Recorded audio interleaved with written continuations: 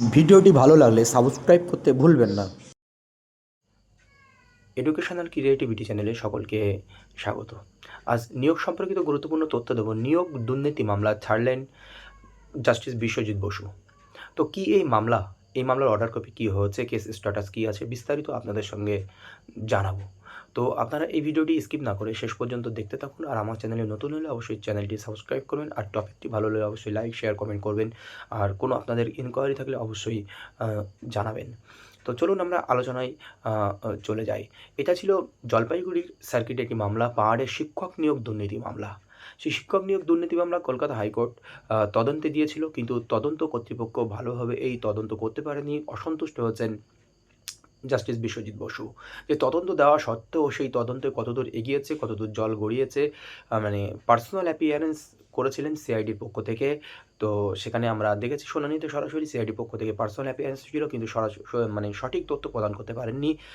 তার জন্য জাস্টিস বিশ্বজিৎ বসু অসন্তুষ্ট প্রকাশ করেছেন, বা এই মামলা কোন দিকে এগোবে সেটা নিয়েও কিন্তু অসন্তুষ্ট প্রকাশ করেছেন। কি হতে চলেছে এই মামলার ভবিষ্যৎ, এই নিয়ে উনি আশাহত টোটালি। সেই জন্য এদিক থেকে আবার রাজ্যের অ্যাডভোকেট জেনারেল কিশোর দত্ত উনি অপোজ করেন যে এই মামলার এই কোর্টে শোনার এখতিয়ার নেই, এটা প্রিন্সিপাল কোর্টে পাঠাতে হবে। এমনটাই দাবি ছিল স্টেটের পক্ষ থেকে অ্যাডভোকেট জেনারেলের। সেই মতো দুটি মামলা, পাহাড়ের নিয়োগ মামলার দুটি মামলা ছেড়ে দিলেন বিশ্বজিৎ বসু। সেটা প্রিন্সিপাল বেঞ্চেই শুনানি হবে। তো সেই মামলার অর্ডার কপিও হয়ে গেছে, আমরা দেখেছি। তো পাহাড়ে শিক্ষক নিয়োগ নিয়ে ব্যাপক দুর্নীতি হয়েছিল, সেই দুর্নীতি মামলায় কিন্তু এখানে চলে এসছে। তো এই মামলায় অর্ডার কপি ব্যাখ্যা করব, কি আছে না আছে বিস্তারিত দেখতে থাকুন। চলুন অর্ডার কপি বিশ্লেষণ করলে কি আসে আমরা দেখে নিই। তো তাহলে পুরোটাই আপনারা কিন্তু বুঝতে পারবেন এই ভিডিওতে। আর আমার চ্যানেলে নতুন হলে অবশ্যই চ্যানেলটি সাবস্ক্রাইব করে বেল আইকনটি প্রেস করে পাশে থাকবেন। দেখুন, the petitioner of aforementioned 70 writ petitions since did not want to proceed. এটা আর অগ্রগতি হবে না এই বেঞ্চে। Vide order January 18 and 2024 those are dismiss as not pressed. এটি ডিসমিস করা হয়েছে। The present writ petition since was not separately mark as heard in part.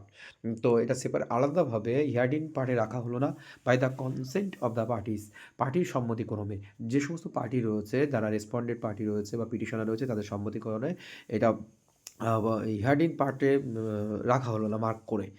মানে আবার প্রথম থেকে শুনবে এটা ওই বেঞ্চে গিয়ে। On April 30 2024 such marking was made.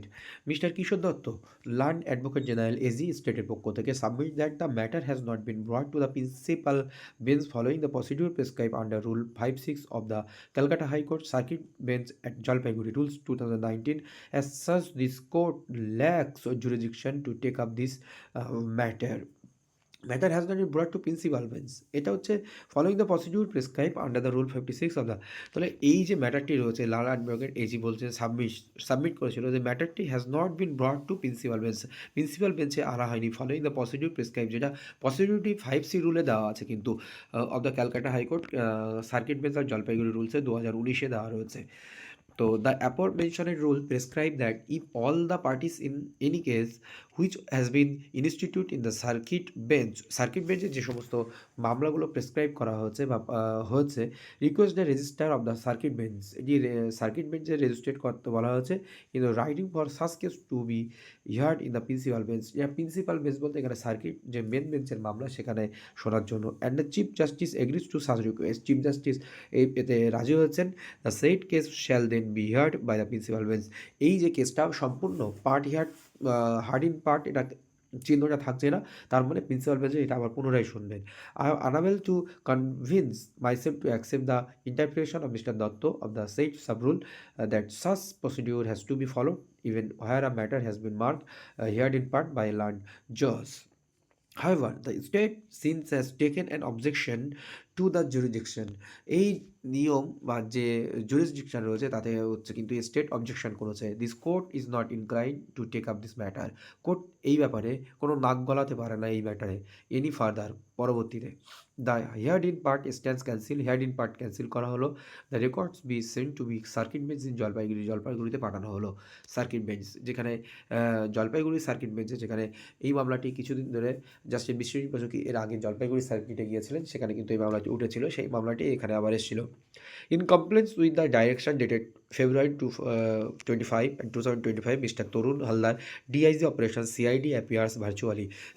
CIDও 25 তারিখ আমরা দেখেছি ভার্চুয়ালি অ্যাপিয়ার্স হয়েছেন। His further appearance is dispense with.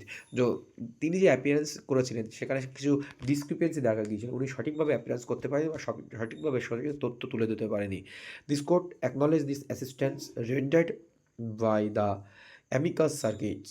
Mr. Kaushik Gupta, learned senior advocate, he however is discharged. এটা সম্পূর্ণভাবে ডিসচার্জ করা হলো। Parties to act the server copy. তাহলে এটা হচ্ছে পাহাড়ের শিক্ষক শিক্ষিকার নিয়োগকে কেন্দ্র করে একটি চরম দুর্নীতি হয়েছিল, যেখানে বলা হয়েছিল যে নিয়োগ সংক্রান্ত রুলস মানা হয়নি বা সেখানে মানে যারা নিজের স্বজন পোষণ করে চাকরি দেওয়া হয়েছে, কোনো মানে নোটিফিকেশান আগেও সঠিকভাবে প্রকাশিত হয়নি, বিভিন্ন ব্যাপারে এটা কিন্তু ছিল। সেই জন্য জাস্টিস বিশ্বজিৎ মানে কলকাতা হাইকোর্ট এটা সিআইডি তদন্তের জন্য দিয়েছিলেন। তো সেই সিআইডি তদন্তের জন্য জাস্টিস বিশ্বজিৎ বসু কিন্তু সন্তুষ্ট নয়। পরবর্তীকালে স্টেটের অবজেকশনে এটা কিন্তু আবার জলপাইগুড়ি বেঞ্চে ফিরে গেল। এই হচ্ছে এই মামলার মূল তথ্য। পরবর্তী আপডেট অবশ্যই আপনাদেরকে দেওয়া হবে। প্যানেল বাতিল হবে না চাকরি বাতিল হবে এই সমস্ত তথ্য, কিন্তু এই রকম একটি ব্যাপার কিন্তু আমাদের যে জলপাইগুড়ি সার্কিট বেঞ্চে মিটে যাবে তা না, এটা division bench to supreme court বিভিন্ন জায়গায় কিন্তু এই মামলা চলবে। এটাও একটি চাকরি বাতিলের পর্যায়ে যেতে চলেছে। ধন্যবাদ।